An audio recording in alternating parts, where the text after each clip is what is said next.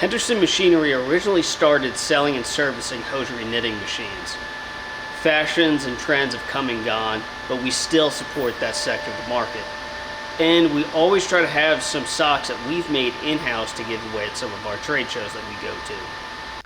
We had a few used sock knitting machines in-house we had to inspect before we put them up for sale. We also needed to test out some Complett toe seamers that Steve refurbished. Ronnie made the sock program, Steve got the knitting machine set up, and our other Steve set up the toe seamer. I got the easy job of finding yarn and splitting it into smaller packages. Programming goes way beyond just drawing the design. Behind the scenes, you need to select which yarn finger is used, the number of courses or rotations in each section, tension and feed of the elastic yarns, stitch type, sizing, and a number of other factors.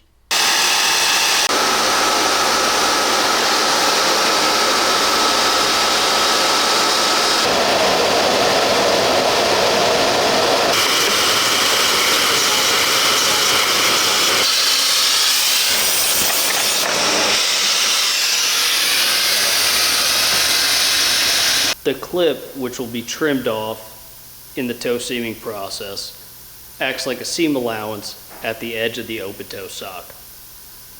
After the sock comes out of the knitting machine, it will be turned inside out using a pre-turner.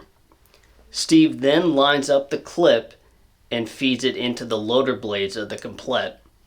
Unlike a standard sewing machine, there's a rotating feeder chain instead of feed dogs. The clip then gets trimmed and sewn with a 503 overlock seam. Then a second sewing head adds another 503 seam, slightly offset from the previous, to add strength. The step turner at the end turns the sock right side out and doffs it into a box.